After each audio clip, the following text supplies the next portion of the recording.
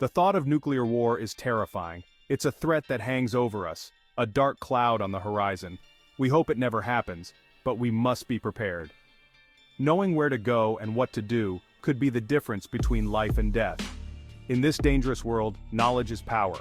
Understanding the risks and planning for survival are essential. We need to face this threat head-on. Just like any other danger in the wild, we must be ready. Finding a safe haven in a nuclear war is like finding shelter in a storm.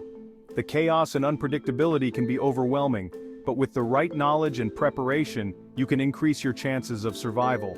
You need to choose wisely. Every decision you make could be the difference between life and death. Distance from potential targets is crucial. Knowing where these targets are can help you plan your escape and find a safer location. The farther away you are from major cities and military bases, the better your chances. These areas are likely to be primary targets in a nuclear conflict. Geographic isolation is another key factor. Being in a remote area can significantly reduce your exposure to radiation and fallout. Islands, remote areas, and places with natural barriers offer protection from radiation and fallout. Natural barriers like mountains and dense forests can act as shields. Look for places with a history of political stability too. A stable government can provide essential services and maintain order during a crisis. You don't want to be caught in a conflict zone during a global crisis. These areas are unpredictable and dangerous. Finally, consider access to natural resources like fresh water, arable land, and natural shelter. These resources are vital for sustaining life over the long term. These will be essential for long-term survival. Being able to grow your own food, find clean water, and have a safe place to stay can make all the difference. Several countries stand out as potential safe havens in a nuclear war, offering unique advantages due to their geographic and political characteristics. New Zealand, with its remote location in the South Pacific, is a strong contender. Its distance from major global conflicts and its stable political environment add to its appeal. Its geographic isolation and low population density make it a difficult target and offer natural protection.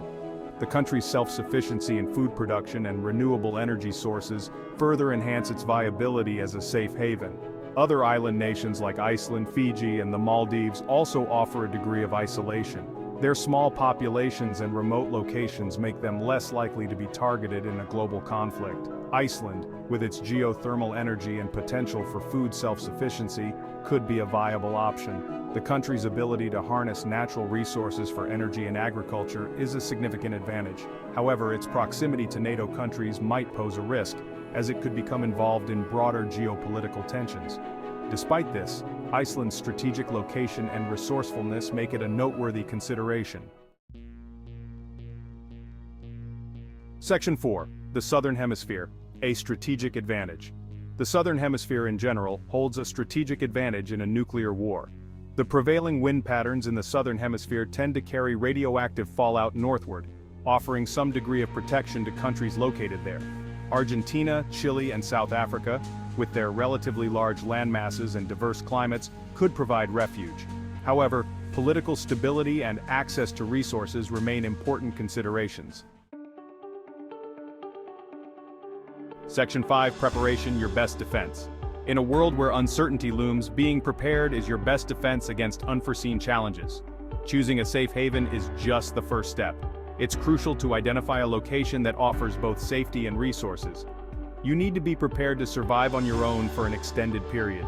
This involves not just having the right gear, but also the knowledge to use it effectively. This means having a plan, gathering supplies, and learning essential survival skills. Enroll in survival courses and practice regularly. Stock up on non-perishable food, water, and medical supplies. Ensure you have enough to last several weeks, if not months. Learn how to purify water, build a shelter, and create a sustainable living environment, and find food in the wild. Knowing how to forage and hunt can provide essential nutrition when supplies run low. These skills could mean the difference between life and death in a post-nuclear world. Practice them regularly to ensure proficiency. Remember, mental resilience is just as important as physical preparedness.